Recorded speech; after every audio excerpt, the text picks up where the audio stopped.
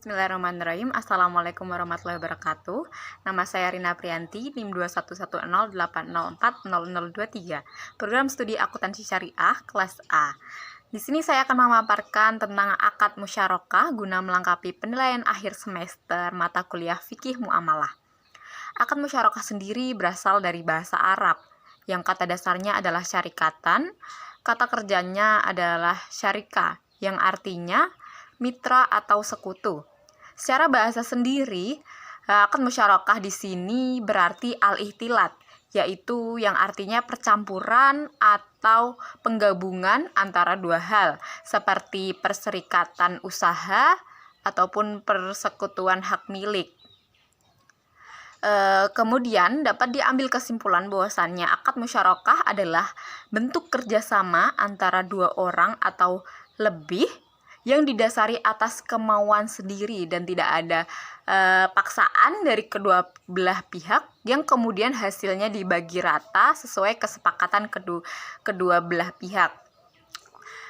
Landasan hukum pada Al-Quran terdapat pada surah An-Nisa ayat 12, yang artinya, tetapi jika saudara seibu lebih dari dua, maka mereka bersekutu dalam sepertiganya.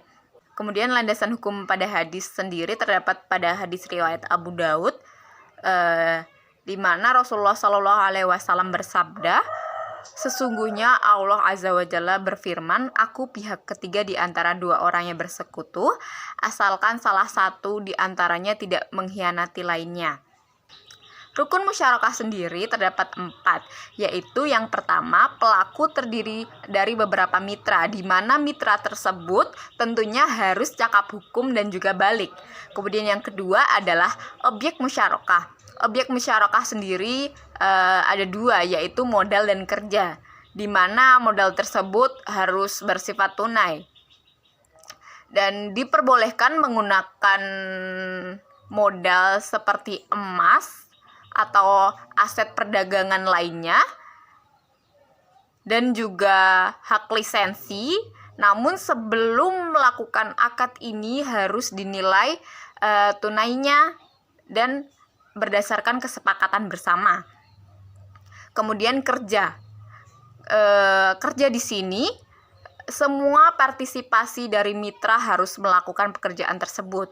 Jadi tidak diperbolehkan salah satunya tidak melakukan pekerjaan.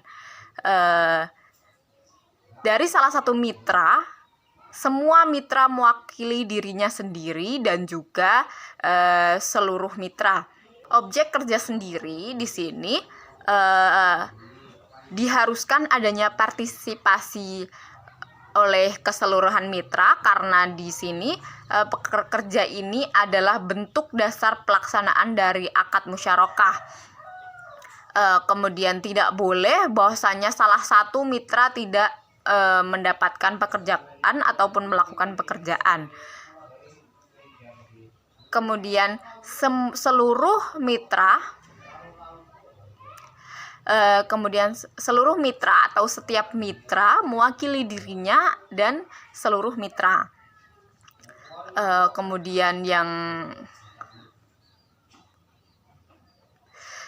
Kemudian dengan pekerjaan ini porsi setiap mitra tidak harus sama. Namun jika ada yang melakukan pekerjaan lebih, maka ia dipersilahkan untuk meminta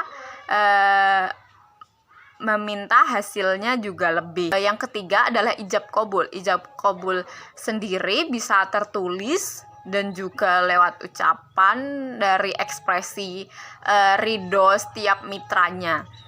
Kemudian yang keempat adalah nisbah keuntungan atau yang biasa disebut dengan bagi hasil. Dalam bagi hasil memerlukan kesepakatan seluruh mitra dalam pembagiannya ataupun jika ada perubahan pembagian hasil. Kemudian syarat akad musyarakah. Yang pertama, tidak ditentukannya kontrak tertulis. Ini bisa dilakukan secara ucapan ataupun tertulis. Namun dibutuhkan juga bukti tertulisnya dan juga saksi. Kemudian syarat yang kedua adalah semua mitra harus berkompeten dalam memberi dan diberi perwalian. Kemudian syarat yang ketiga adalah modal harus ada, harus bersifat tunai, dan jika modal adalah berupa emas ataupun aset perdagangan yang lainnya dan juga hak lisensi, harus dihitung tunainya terlebih dahulu. Kemudian yang keempat adalah partisipasi para mitra. Jadi seluruh mitra diharuskan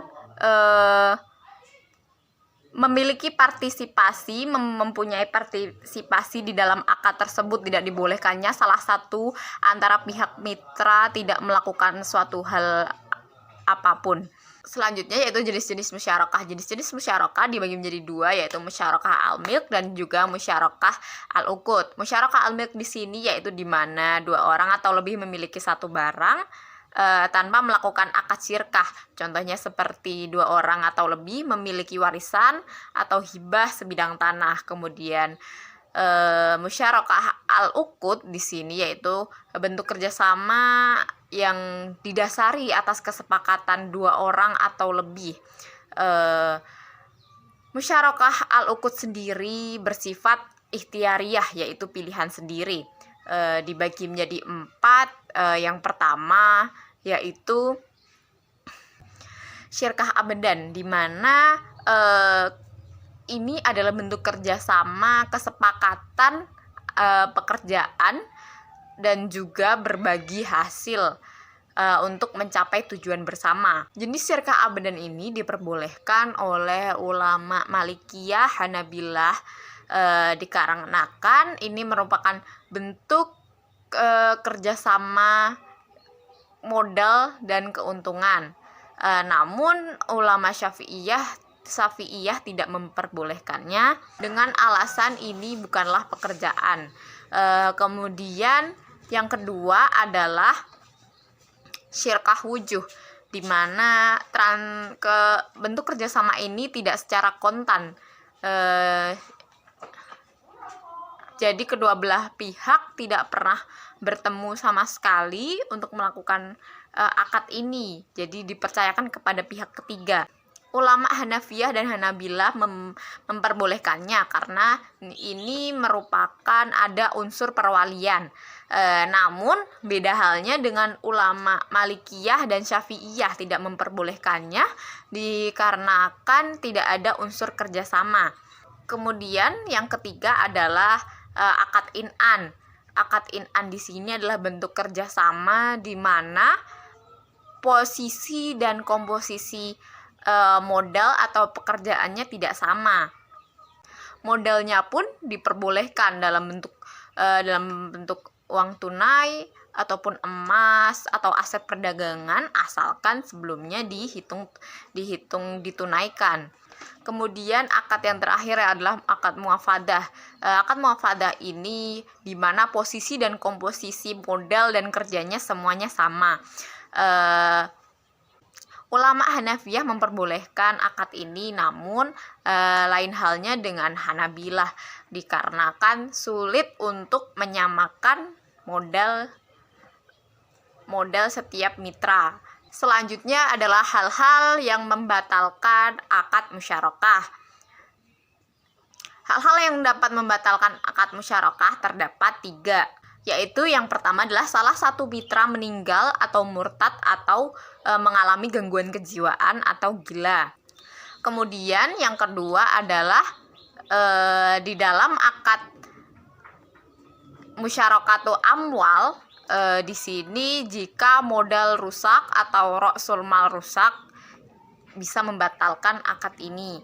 Kemudian yang ketiga di dalam akad muafadah, jika posisi dan komposisinya tidak sama maka tidak disahkannya akad muafadah ini. Mungkin cukup sekian pemaparan materi dari saya. Kurang lebihnya mohon maaf. Wassalamualaikum warahmatullahi wabarakatuh.